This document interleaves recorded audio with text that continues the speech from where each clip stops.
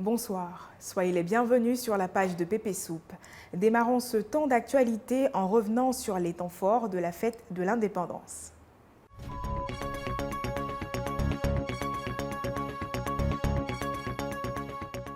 La Côte d'Ivoire a célébré son 62e anniversaire le dimanche 7 août dernier. C'était l'occasion pour nous de poser nos valises à Bouaké où se sont déroulées des festivités en marge de la cérémonie officielle de Yamoussoukro. Ce moment a été marqué par la forte présence d'une jeunesse ravie de participer à cette journée de commémoration. Le compte-rendu de Cédric Amani. 7 août 1960, le président Félix Houphouët-Boigny adressait un discours au peuple ivoirien lui annonçant la fin de sa servitude. L'État ivoirien entrait alors dans le cercle des pays africains indépendants. Pour marquer le coup, chaque année à la même date est célébré l'anniversaire de l'indépendance du pays, histoire de ne pas oublier d'où l'on vient. Aujourd'hui en 2022, au défilé, nous cherchons à savoir comment cette journée commémorative est perçue par la jeune génération. Je suis contente de voir la Côte d'Ivoire célébrer la fête d'indépendance, 62e anniversaire. En tout cas, je suis contente, ça me rend heureuse.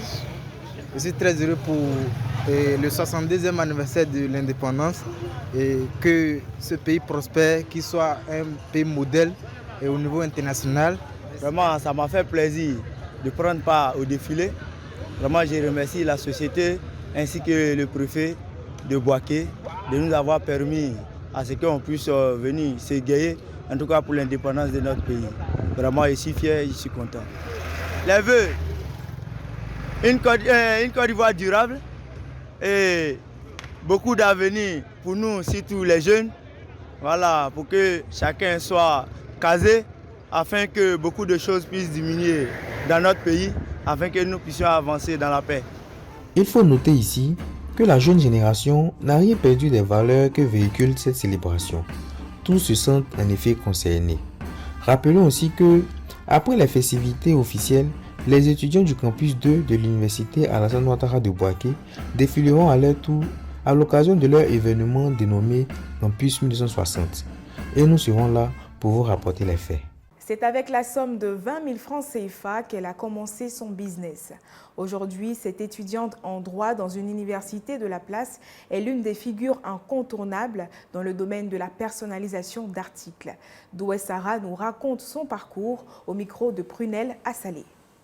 Sarah Doué, une jeune étudiante âgée de 21 ans, décide de se lancer dans l'entrepreneuriat.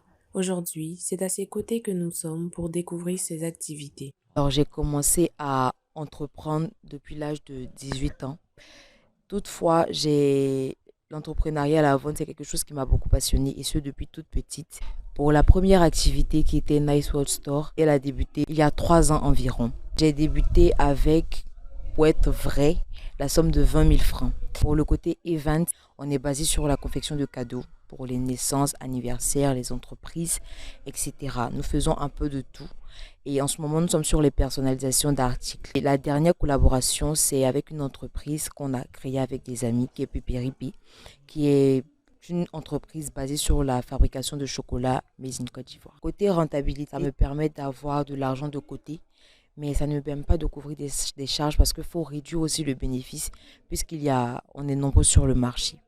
Ce que je pourrais dire aux personnes de mon âge, aux personnes plus âgées ou moins âgées qui veulent se lancer dans l'entrepreneuriat, c'est de se former. Parce que la clé du succès, c'est la formation.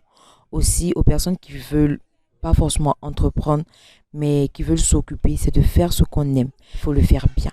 Débuté le 10 juillet dans le village d'Akoué Santé, dans la commune de Bingerville, se poursuit le tournoi générationnel Tchagba Foot, une compétition initiée par Mobio Rodrigue et son organisation. Cette deuxième édition est placée sous le signe de la paix et de la cohésion entre les fils de ce village.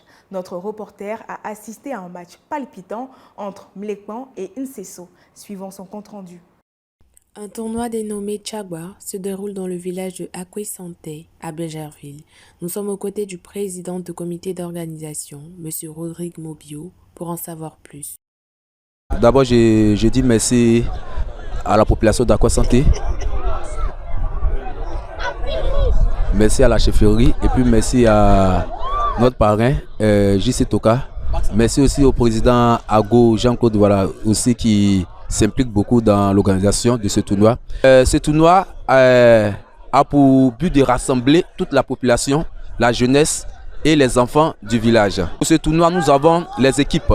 L'équipe de Bengue, l'équipe d'Incesso, l'équipe de Blekman, l'équipe d'Engofi et l'équipe d'Afuba. Il faut dire ces noms-là, ce sont les noms en langue Achan. Actuellement, on domine le match et on pense bien que ce match, nous allons le gagner avec succès. Nous sommes naturellement dominés, mais bon, c'est dans l'esprit de convivialité et puis bon, tout le monde est content. Et c'est toujours dans une ambiance joyeuse que ce match a pris fin. Actuellement, mais je vois que le match est fini, mais le score n'était pas bon vu que le match c'est fini 0-0. Normalement, moi ici de l'équipe de Engofi. Donc, la finale, je crois bien que c'est pour nous, quoi. Cet élément met fin à notre journal. Merci de nous avoir suivis. À demain, même heure.